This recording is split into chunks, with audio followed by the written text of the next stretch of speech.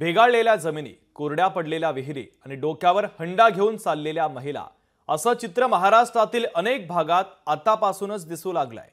अनेक भागातील धरणांची पाणी पातळी झपाट्याने घटत असून त्यामुळे घोटभर पाण्यासाठी लोकांना वणवण भटकंती करावी लागते। पाहुयात या संदर्भातला आढावा घेणारा लोकशाही मराठीचा खास रिपोर्ट।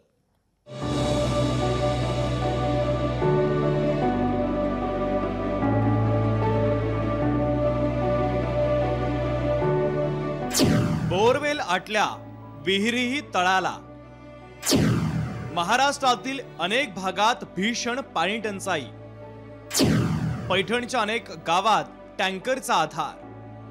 तळ गाठलेल्या विहिरींमध्ये दोरीच्या मदतीने हंडे कळशा सोडणाऱ्या या महिला, घोटभर पाण्यासाठी त्यांची ही कसरत चालली आहे।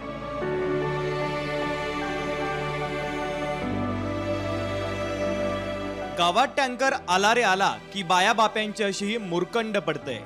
पैठण तालुक्यातील अनेक गावात सध्या ही परिस्थिती आहे। उन्हाचा तडाखा वाढल्यानं बोरवेल आणि विहिरीतील पाणी देखील कमी होत आहे।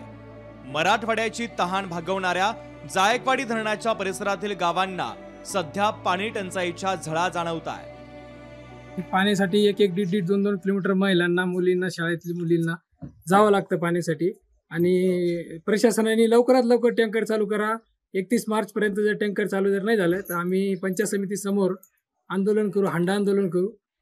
तरी जर प्रशासनाने जर टँकर चालू नाही केलं तर आम्ही इथं मेल्यापेक्षा तिथं पंचायत समिती कार्यालयासमोर मरू, आत्मदानाचा इशारा देतो आहोत। पैठण तालुक्यातील 24 गावांची तहान टँकरच्या 40 खेपांनी भागवली जाते, तर एक विहीर देखील अधिग्रहित करण्यात आली आहे। आतापर्यंत जवळपास 24 गावांमध्ये 40 टँकरच्या खेपा आम्ही मंजूर केलेल्या आहेत। तसेच एक गावामध्ये विहीर अधिग्रहण मंजूर केलेलं आहे।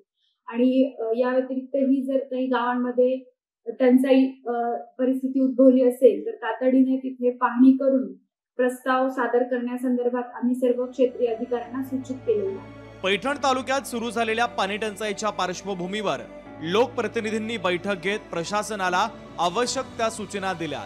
मात्र आता प्रशासन त्यावर कशा उपाययोजना करतं आणि तहानलेल्या लोकांना पाणी कसं मिळतं हे पाहणं महत्त्वाचं ठरेल।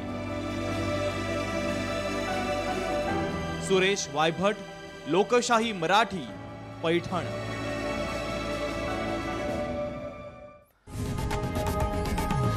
लोकशाही मराठी, ऐका, पहा, जागरूक रहा।